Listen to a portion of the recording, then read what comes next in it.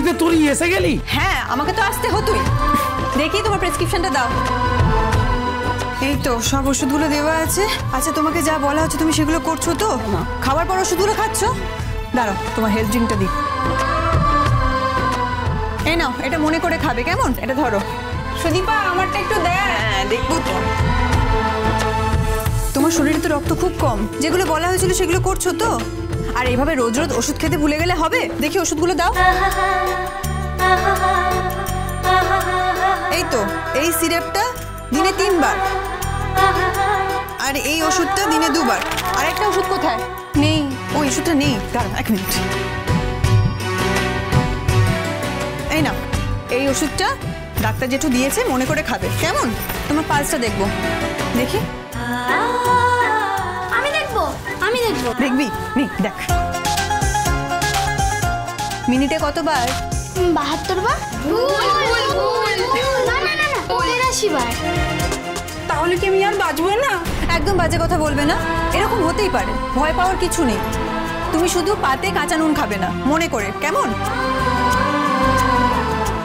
দেখি তোমার প্রেসক্রিপশনটা দাও। তুই আছিস বলে আমাদের কোনো চিন্তা নেই। ডাক্তারবাবু সাগরেদ। এই সাগরেদ একদিন ডাক্তার হবেই, তাকে ডাক্তার হতেই হবে।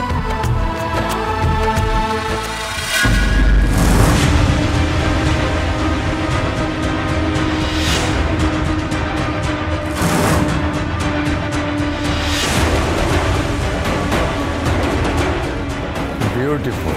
দেখেছো মামরা মেয়েটা সবার কিরকম খেয়াল রাখি। তাতে কি, তোমরা আছো তো, আমার এতগুলো মা থাকতে। আর শোনো, এইভাবে মা মরা মেয়ে বলবে না। এই কথাগুলো শুনলে আরতি পিসি আর বাবা খুব কষ্ট পাবে। তোমরা তোমার ভালোবাসার কোনো অভাব রাখোনি, আর এই সুদীপা একদিন ডাক্তার হবেই।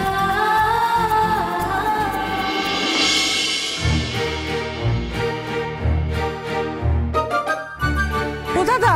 হ্যাঁ দাদা গো, তোমাকে নিয়ে তো আর পারা যায় না। কেন, আমি কি করলাম? তুমি কি করলে? তুমি কি করলে সেটা আবার জিজ্ঞেস করছো দাদা? মেয়েটাকে এমন আদর দিয়ে দিয়ে মাথায় তুলেছো যে তার এখানে আসার কোনো নামগন্ধ নেই। আর এদিকে দিদিমণিরা দেখো সব এসে দাঁড়িয়ে রয়েছে, আদর দিয়ে মাথায় তুলেছে, আর মেয়ে গেছে দেশোদ্ধার করতে।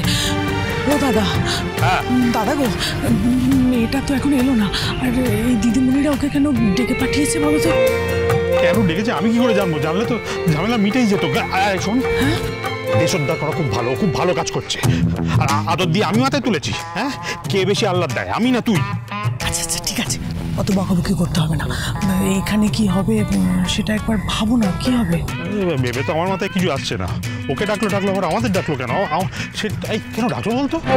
সেটা আমি কি করে জানবো? তুই কোনো কমবেন নস, কোনো কাজে আসিস না তুই বিপদের সময়। হ্যাঁ, সেটা তো তুমি বলবেই। পুরো সংসারটা সামলাতে হিমশিম খেয়ে যাচ্ছি, আর এই মেয়েকে সামলাতে তো আরো হিমশিম খাচ্ছি আমি। আমার মেয়েকে একদম উল্টো পাল্টা কথা বলবি না। এরকম মেয়ে কটা হয় রে আরতি? আমার মেয়ের মতো ভালো মেয়ে কটা হয়? আর ওকে আমরা আদর দেবো না তো কে দেবে বলতো? তুই আর আমি ছাড়া ওর কে আছে? আর কেউ তো ওর নেই। আর ওই মেয়ের আমরাই সব।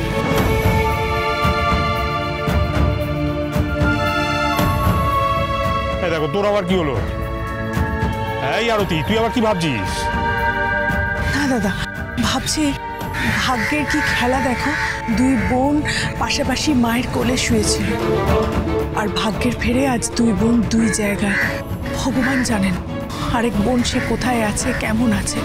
ওনার যে কি খেলা, সে যে তার রক্তেরই কেউ। সে যেখানে আছে সেখানে আদরেই আছে। আর কেউ জানুক আর না জানুক, আমরা তো জানি। দেখ, ভাগ্যে যদি থাকে আবার দুজনের দেখা হবে, হবেই।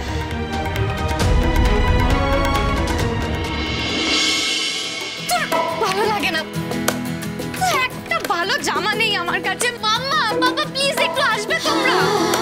আরে কি হলোটা কি? হে ভগবান, এই কি অবস্থা করেছিস? সময় থাকতে পাপার সাথে গিয়ে একটা নতুন জামা কিনে আনলেই তো পারতিস। আমার না কিচ্ছু ভালো লাগছে না, একটা ভালো জামা নেই আমার কাছে। আরে আরে আরে, আমার প্রিন্সেসের কি হলো?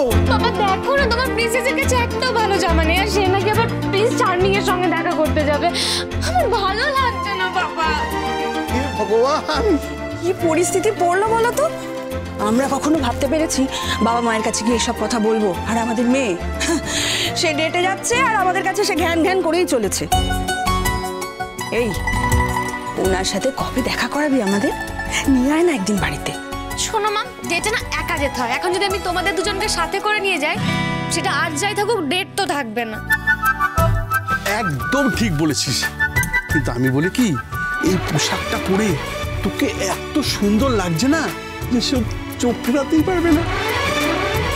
তুমি সত্যি বলছো বাবা? একদম সত্যি বলছি। তাহলে এক কাজ করি, আমি না এটার সাথে কি জুয়েলারি পরবো সেটা একবার দেখে নিই।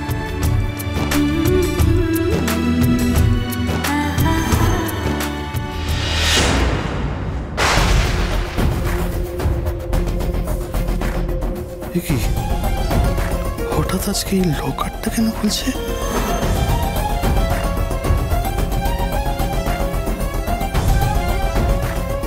মাম্মা, তোমার কাছে না ভালো কোনো জুয়েলারিও নেই। আরে আরে আরে আরে এগুলো তো সব আমার গয়না। তুই তুই সোনা পরে ডেটে যাবি নাকি?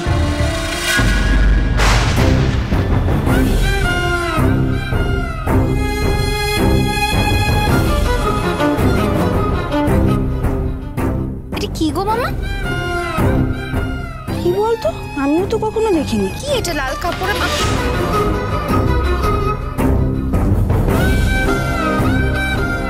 এই চেন দুটো ওদের গলায় পরানো ছিল, দুটো চেনেই ওদের নাম লেখা আছে। পাপা কি হলো, কি ভাবছি রে? কি মামা এটা কি বলো তো দেখি, দেখা না বাবা। এটা আমাকে একজন দিয়েছে, অনেকদিন আগেই দিয়েছে, কাউকে বলা যাবে না তাই বলিনি। কাউকে মানে? কাউকে মানে নিজের নিজের মেয়ে বউকে বলা যাবে না? হ্যাঁ, নিজের মেয়ে বউকে বলা যাবে না। আচ্ছা, তোমরা সবসময় এত প্রশ্ন করো কেন বলো তো? হ্যাঁ, এত প্রশ্ন করো কেন? আমি বলেছি এটা আমার কাছে রয়েছে, একজন দিয়েছে, কাউকে বলা যাবে না। এটা বোঝো না তোমরা? বাবা বাবা বাবা রিল্যাক্স রিল্যাক্স। তুমি এত রিঅ্যাক্ট করছো কেন? কিসে রিয়াক্ট করছি? কিসে রিয়াক্ট করছি? আমি বলেছি না এই লকারে তোমরা হাত দেবে না, এখানে তোমাদের কোনো জিনিস নেই, আমি বলেছি না তোমাদের, তাও বোঝো না। দেখেছো আমার ফোন চলে এসেছে। আদিত্য, হ্যাঁ আদিত্য, আমি রেডি, আমি রেডি। হ্যাঁ আমি রেডি হয়ে গেছি, আমি আসছি, এক্ষুনি আসছি। মামা শোনো না, আমি বেরোচ্ছি বুঝলে, দেরি হয়ে গেছে অলরেডি। বাবা আমি আসছি, হ্যাঁ বাই মামা। মামা বাই বাই বাই বাই। আরে আস্তে আস্তে সাবধানে যাস, পড়ে যাবি। দুগ্গা দুগ্গা।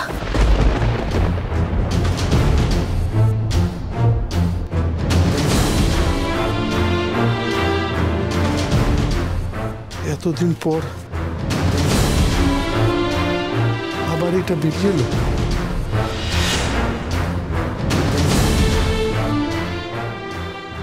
এই জোড়াটা যার কাছে আছে আমি জানি না সে কোথায়,